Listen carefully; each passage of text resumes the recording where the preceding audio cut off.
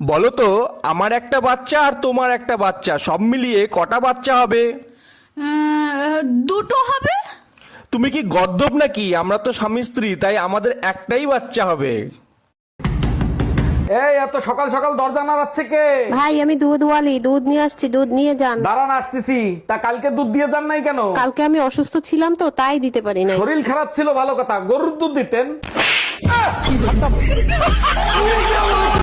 আচ্ছা ডাক্তার, অপারেশনের পরে কতদিন থাকতে হবে আমার হসপিটালে? যদি আপনার অপারেশন সাকসেসফুল হয় তাহলে 15 দিনের মতন থাকতে হবে। ও মাই গড, বলেন কি 15 দিন? একটু কম করা যায় না? দোয়া করেন যদি অপারেশন সাকসেসফুল না হয় তাহলে 1 ঘন্টায় ছেড়ে দেব।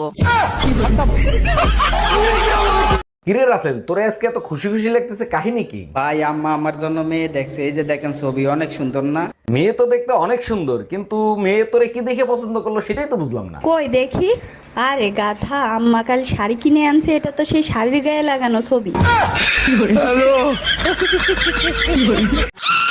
আরে ম্যাডাম ভয় পায়েন না, আপনি যেটাকে ভয় পাচ্ছেন সেটা আমি ধরে রাখছি, আপনি চলে যান। কুত্তার মতো রাস্তার যেখানে সেখানে দাঁড়াইয়া প্রস্রাব করে। এই আজকে দুপুরে রান্না কি রকম খাইলা? অনেক স্বাদ হয়েছে, তোমার হাতের রান্না তো 5 স্টার হোটেলের থেকেও সুন্দর। কিন্তু তোমার ছেলে তো বললো দুপুরের খাবার অনেক জঘন্য হয়েছে। আরে বাবা, ও তো বাচ্চা মানুষ, বিয়ে করুক তখন বুঝবে স্বাদ কাকে বলে। তার মানে আমি জঘন্য রান্না করি, তাই না? Bye bye, tata. আচ্ছা ভাবি, যদি কিছু মনে না করেন একটা কথা জিজ্ঞেস করি। কি যে বলেন না ভাই, মনে করার কি আছে, বলেন না কি জানতে চান। মদ আর ভালোবাসা দুটোই নেশা, যদি অতিরিক্ত হয় তখন কি হবে? মদ বেশি খেলে ছেলেরা বমি করবে, আর ভালোবাসা বেশি হলে মেয়েরা বমি করবে।